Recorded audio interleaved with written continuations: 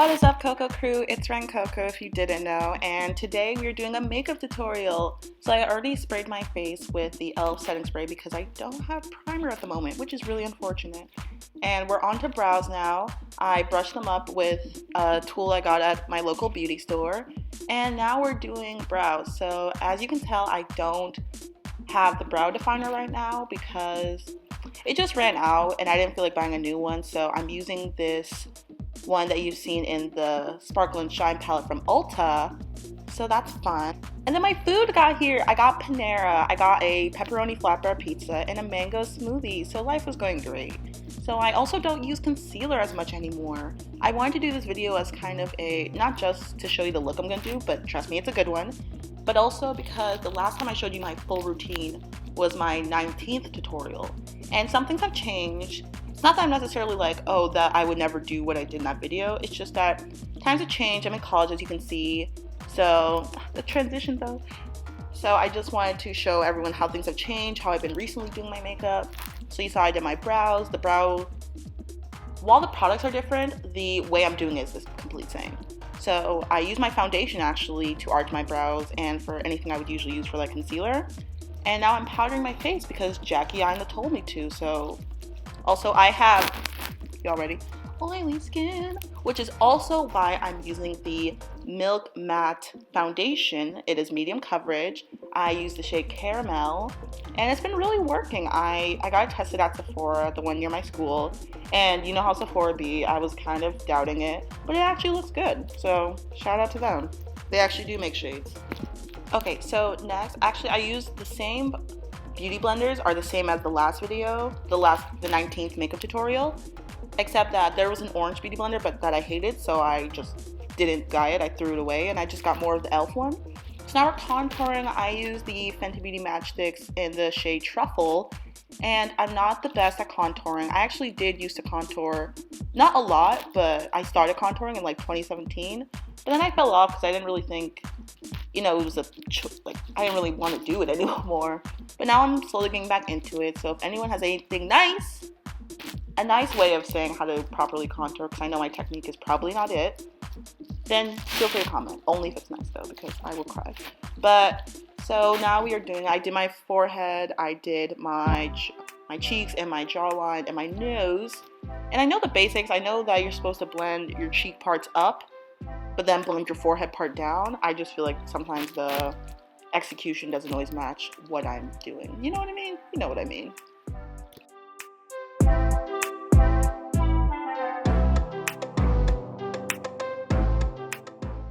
Okay, so next is baking. In the last one I said I didn't bake as much, but I'm starting to bake a lot more, not necessarily because I'm still not afraid to flashback Mary. I still am, but even though that's the least of our concerns with that now. But mostly because I don't use concealer, so I usually kind of I try not to overdo, but I do more of the baking, so that gives me more of the dimensions and shapes that I want.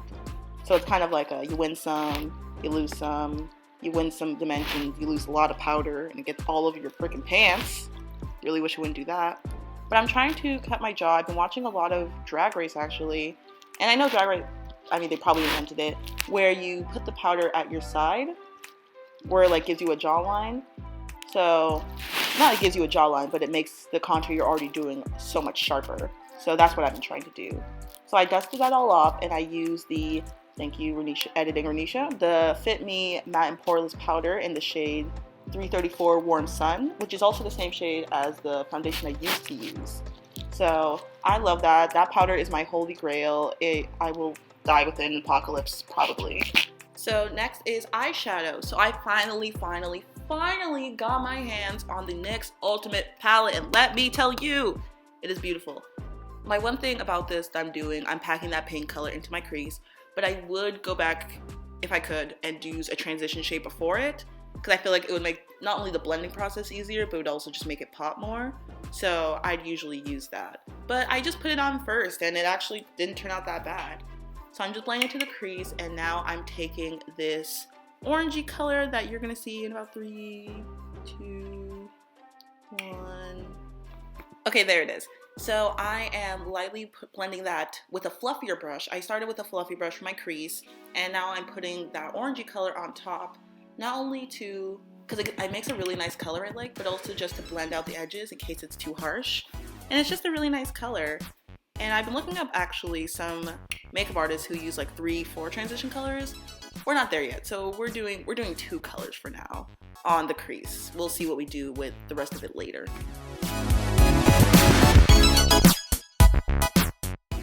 Okay, next I'm taking a precision brush and I am mixing the black color Decadent from the Too Faced Chocolate Gold palette as well as the brown color Cocoa Truffle, my favorite. And I'm mixing them into the deep corners, like the deep pockets of my eyes. This might be easier because I have almond eyes, but I just wanted to deepen it up a little bit. But as you can see, I went over it again with the pink from the NYX Ultimate palette because I didn't want it to look too...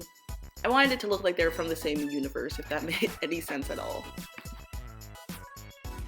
Okay, next I am cutting my crease using the same foundation I'm using earlier.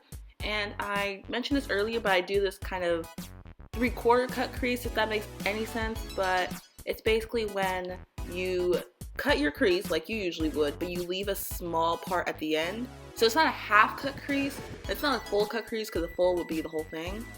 But it doesn't matter, you just put some stuff over your lid. And now we're taking Rich Girl from the Chocolate Gold palette again, and we are spraying our brushes. Didn't show you that, but spray your brushes. And then we are tapping that in to form this nice shimmery color. And the Angelique color is actually not coming back from the last one, if anyone's sad about that, probably not. And then you just do the same with the other eye.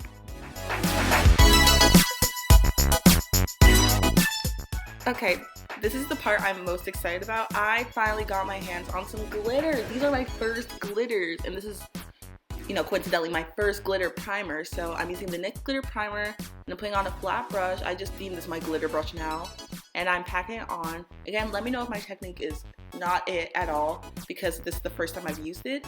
And we're using glitter. I love it so much. Okay, this is in the shade called, I believe, Star. But it's so good. But the problem is I just get so over, like, I want more glitter. It's hard to know when to stop glittering. And next we are taking the Master Precision eyeliner from Maybelline. And I actually thought when I was recording this that this was the NYX ink liner. But just so you know, the NYX ink liner and the Maybelline eyeliner are good dupes for the tattoo liner from Kat Von D, which is the one I used last time. But you know, sometimes you're not trying to go to Sephora and spend money, so these are good dupes. They work great. So I couldn't find the name of these lashes, but I will put up a picture of what they look like the brand, but I couldn't find the exact style name. But these are a lot bigger than the ones I used to use all the time. But they work. I just can't wear them for too long, like if I'm casual. But it looks great for this look. So next we're gonna go on with mascara. Nothing can go wrong here.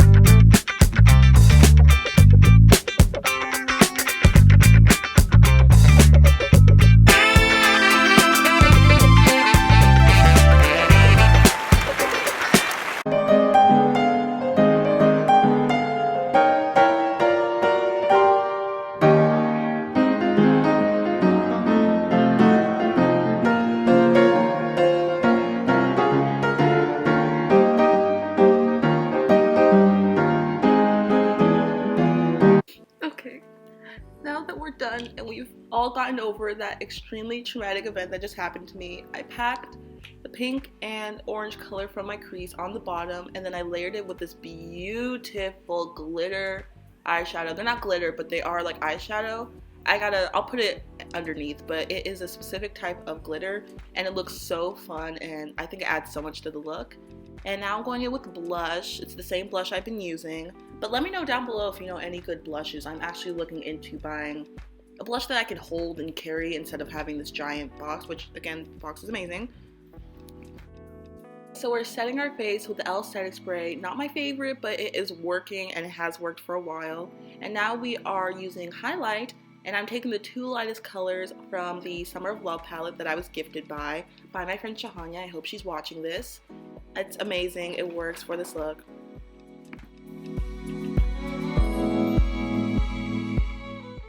Okay, so next we're going in with the NYX lip liner in the shade medium brown. It is the same one I used in the last one, but I still like it and it's classic. And I think it goes honestly with any look.